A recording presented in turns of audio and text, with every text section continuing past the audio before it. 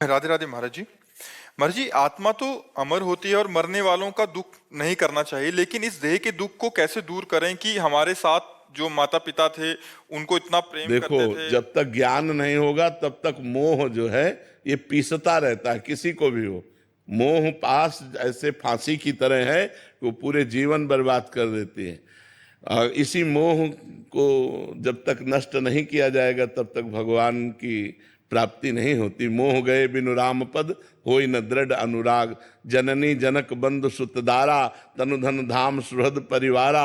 सबकी ममता ताग बटोरी, मम पद मनहि बांध बर डोरी। जब तक ज्ञान नहीं होगा और सबकी ममता भगवान के चरणों में समेट के नहीं लगेगी, तब तक जीव को तो ये दुख होता ही रहेगा कि वो मरा, वो बिछो हुआ, वो जन्मा तो आनंदित हुआ, मरा तो दुखी हुआ। यही सुख दुख का पूरा चक्र चल रहा है जिसमें सब पिस रहे हैं।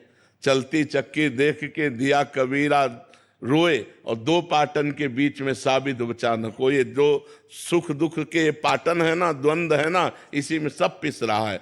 तो चलती चक्की देख के दिया कमाल ठठाए, और रहा है सहारे कील के तो बाल न बाका जाए।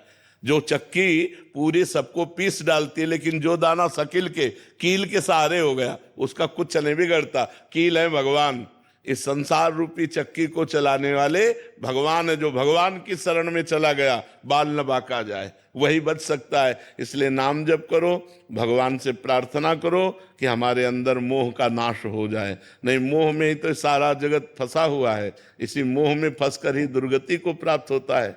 गोपाल जी पलवल से। राधे राधे। राधे राधे महाराज जी।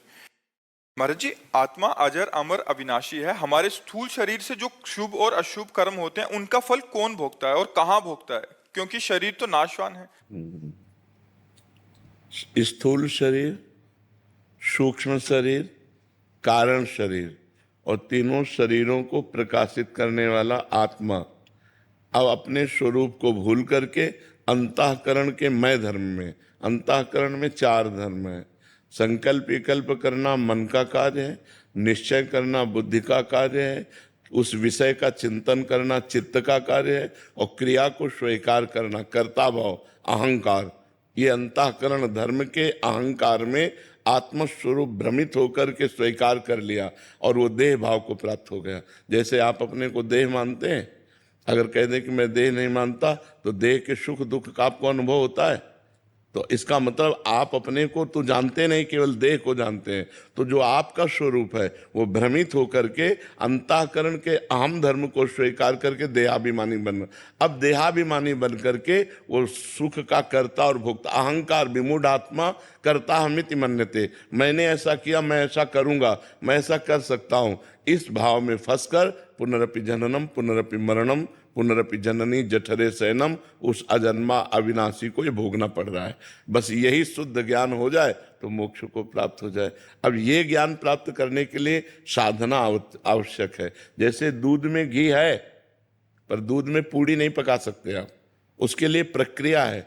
दूध को गरमाइए, फिर दही जमाइए, फिर दही मथिए, फिर मक्खन निकालिए, फिर मक्खन तपाइए, तब जाके घी निकलता है। ऐसे ही परब्रह्म परमात्मा सर्वत्र है, आप भी वही स्वरूप हैं, पर उसके लिए साधना करनी पड़ेगी। तप के द्वारा जब अंतःकरण पवित्र होगा तो आप साक्षी भाव को प्राप्त हो जाएंगे। आपको पता चलेगा कि मैं अलग हूँ और ये सिस्टम अलग है प्रकृति का। ये प्रकृति का सिस्टम है। जो आप परमात्मा स्वरूप होकर भी प्रकृति में आसक्त हो गए तो आपकी दुर्गति हो गई। अब अनासक्त होने के लिए आपको साधना करनी पड़ेगी, भजन करना पड़ेगा, तपस्या करनी पड़ेगी, तब आप अपने स्वरूप को प्राप्त होंगे।